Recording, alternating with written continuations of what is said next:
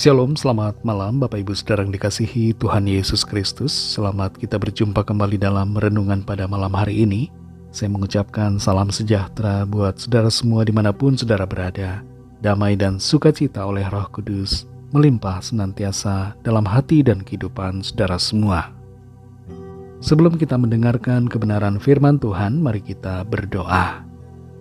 Bapa, dalam nama Tuhan Yesus Kristus, Tuhan yang berkuasa, Allah kami yang berdaulat atas segalanya, kami bersyukur untuk kemurahan-Mu, pimpinan-Mu, penyertaan-Mu di sepanjang hari ini. Tuhan sudah menolong kami dan memampukan kami dengan kuat kuasa-Mu. Saat ini kami mau mendengarkan kebenaran firman-Mu. Urapilah kami supaya kami mengerti dan mentaati akan setiap kehendak-Mu. Dalam nama Tuhan Yesus kami berdoa. Haleluya, amin. Saudara yang dikasihi Tuhan, ayat firman Tuhan saat ini terdapat dalam kitab Yesaya pasal 59 ayat 1-2. Tertulis demikian. Sesungguhnya tangan Tuhan tidak kurang panjang untuk menyelamatkan, dan pendengarannya tidak kurang tajam untuk mendengar. Tetapi yang merupakan pemisah antara kamu dan Allah-Mu ialah segala kejahatanmu. Dan yang membuat dia menyembunyikan diri terhadap kamu, sehingga ia tidak mendengar, ialah segala dosamu. Saudara yang dikasihi Tuhan, di tahun 1962, Victor dan Mildred Gurtzel menerbitkan sebuah studi yang mengungkap tentang 413 orang-orang terkenal dan sangat berbakat yang disebut Cradles of Eminence.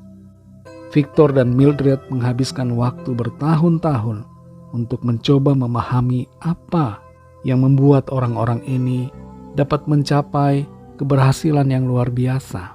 Dan mereka mencoba menarik benang merah yang menghubungkan antar mereka semua. Ada satu hal yang sama yang menjadi ciri dari orang-orang yang mereka teliti, yaitu mereka yang berhasil dalam hidupnya. Ciri itu adalah mereka mengatasi setiap penghalang yang ada dan segala rintangan yang mencoba untuk memblokir setiap keberhasilan mereka. Dalam kehidupan kita, saudara, sebagai orang-orang percaya, kita perlu hidup selalu selaras dengan kehendak Tuhan. Tuhan mau agar kita hidup dalam kebangunan rohani, bangun dari tidur. Secara rohani, kita harus hidup berjaga-jaga dan selalu berawas-awas, hidup dalam keadaan sadar secara rohani.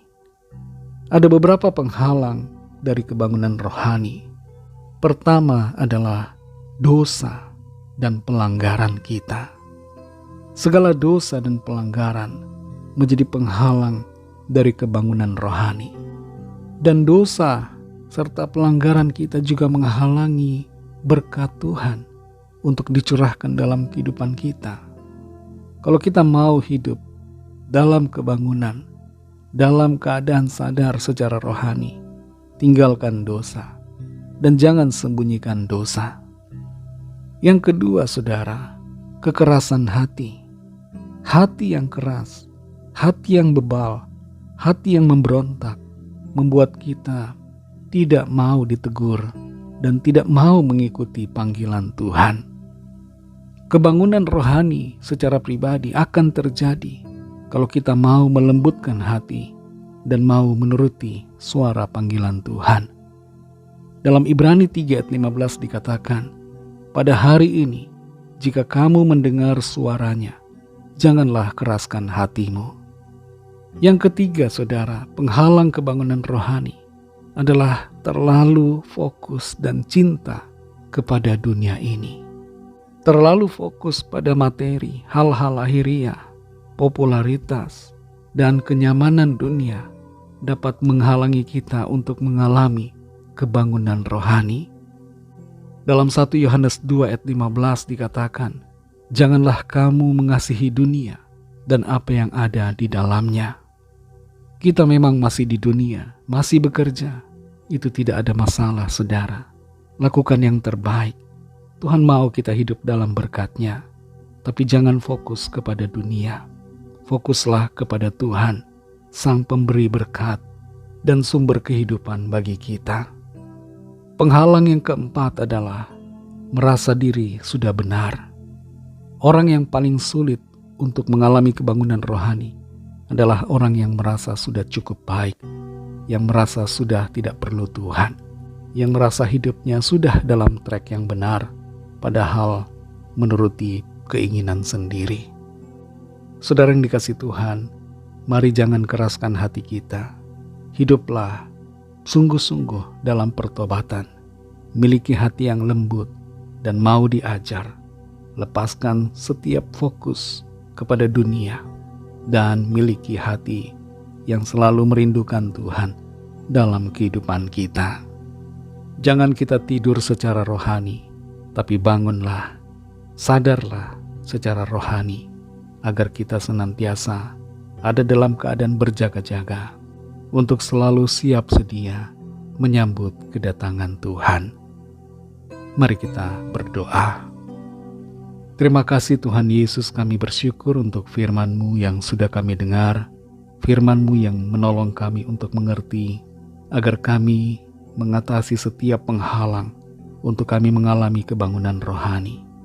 Tolong kami Tuhan, kuatkan setiap kami, supaya kami menjadi pribadi-pribadi yang tidak hidup dalam dosa, yang tidak keras hati dan tidak bebal, tidak keras kepala, tapi mau diajar dan mau tunduk pada kehendak-Mu.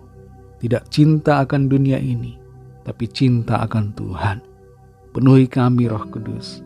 Setiap hari kami perlu Engkau Tuhan untuk menuntun kami, agar kami selalu berserah kepada-Mu. Tidak merasa benar sendiri, tapi tunduk pada kebenaran Tuhan. Terima kasih untuk firman-Mu. Berkati kami Tuhan di sepanjang malam hari ini, dalam istirahat kami. Lindungi kami dengan kuat kuasa-Mu.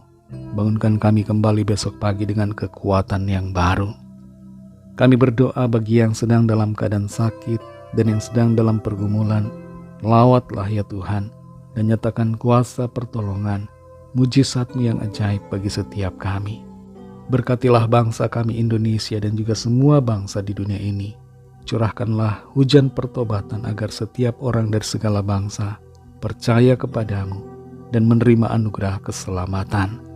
Ampunilah kami akan dosa kesalahan kami, seperti kami juga mengampuni orang yang bersalah kepada kami, dan pimpin kami menjadi sempurna seturut rancangan-Mu. Dalam nama Tuhan Yesus Kristus, Tuhan dan Juru Selamat kami sudah berdoa dan mengucap syukur. Haleluya. Terimalah berkat Tuhan. Tuhan memberkati engkau dan melindungi engkau. Tuhan menyinari engkau dengan wajah-Nya dan memberikan kasih karunia. Tuhan menghadapkan wajah-Nya kepadamu dan memberikan damai sejahtera. Berkat dan anugerah Allah Bapa, kasih karunia dari Tuhan Yesus Kristus, dalam persekutuan dengan Roh Kudus, menyertai kita semua, sekarang ini dan sampai Maranatha Tuhan Yesus datang kembali, dan bahkan sampai selama-lamanya. Dalam berkat nama Tuhan Yesus Kristus, haleluya, amin. Puji Tuhan, saudara yang dikasihi Tuhan, saya percaya firman Tuhan menjadi berkat dan kekuatan buat saudara semua, dan Roh Kudus akan menolong saudara untuk lebih lagi memahami kebenaran firman Tuhan dan hidup selalu dalam kemenangan. Tuhan Yesus memberkati saudara semua. Selamat malam, selamat beristirahat, dan sampai jumpa dalam renungan yang berikutnya. Haleluya.